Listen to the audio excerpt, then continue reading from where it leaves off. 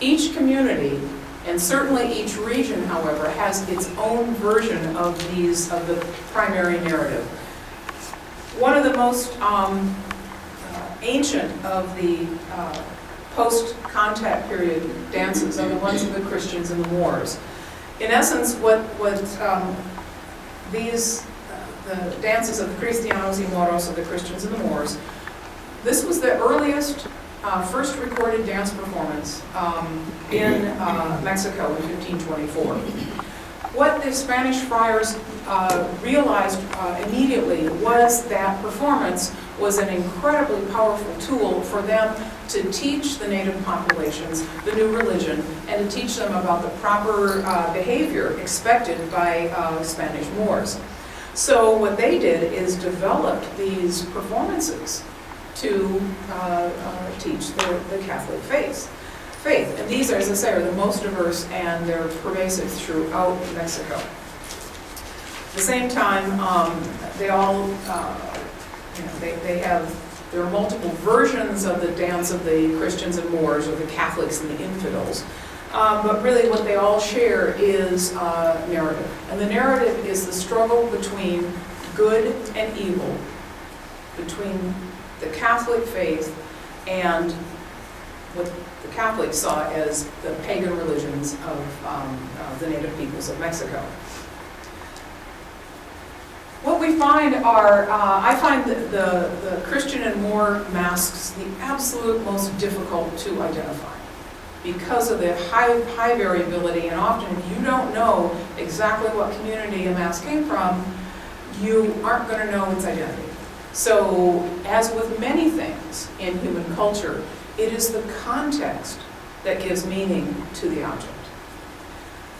Here we happen to have two masks, and these I'm sure about. The one on the left is Spanish, a believer, a Catholic, and the one on the right is a Moor. There is a general format for showing the face in Mexican mask making. And it has nothing to do with representing physical likeness as you find in different genetic pools of humanity. This face is based on 16th century artistic canons in painting and sculpture for the ways that saints are to be shown in art. And then what happened is in Mexico, as artists started making all of these masks, they brought in their own narratives. In this case, if this guy were painted that color, this would not be a Moro anymore, this would be a Cristiano. So in this case, it's color that identifies the mask on the right as an infidel and not a Christian. There are lots, as I say, there are lots of different versions of this, the dance of the Christians and Moors, or the dance of the performance of good versus evil. The one I really like is the dance of the 12 Peers of France. This is a Mexican interpretation of Charlemagne's throwing the Moors out of southern Europe in the 8th century. And the reading of that event was that the 12 virtues, can anybody name the 12 virtues? It's a big deal in 16th century Europe. Anyway, each of the 12 virtues was made a performer. And there's so many different masks associated with it. This blue-eyed gentleman happens to be a Moro, a Moorish person. The blue eyes, we would expect it's going to be Europe, but in fact the blue eyes comes from sculptural traditions, and in this case it's the dark skin. But he looks very much like this gentleman. Often the infidels are shown as almost half animals, sort of half wild creatures. They use a lot of fur, and they usually have very thick kind of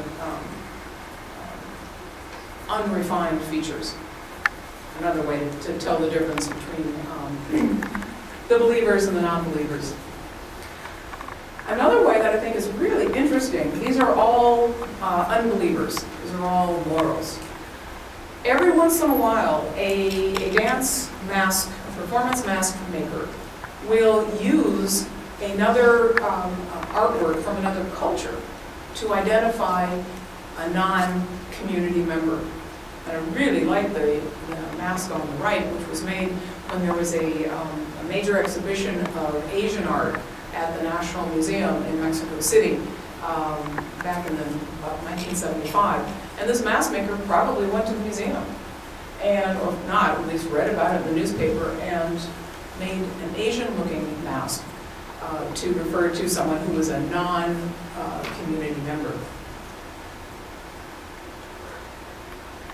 Another one of the major festivals, dance performances that go on for a month are the pre-Lenten ceremonies, again, throughout Mexico. It's what we call Carnival here.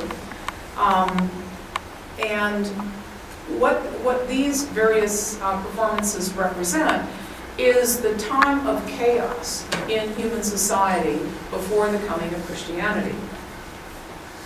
So they focus on the kinds of bad behavior that human beings participated in before Christ came to the world and taught human beings how to be proper people. During Carnival, you get lots of reversals of social norms in the behavior of the dancers. They often dress up as members of the rich and the powerful in Mexican and in world society. And these people are parodied by the performers. It's a really great time for communities to let off steam against their political leaders and even the leaders in the church. This one is it's a mask. It's kind of looking like a pig, but it's a portrait of the wife of one of the presidents of Mexico, President Echeverria, I think back in the 70s. So she was roundly disliked by a lot of people, and so they turned her into a pig. And obviously here's a member of the church hierarchy being shown as a monkey. And here, I don't know which person that is, but this is a parody of one of the lucha libre, the sort of the all-star wrestling of Mexico.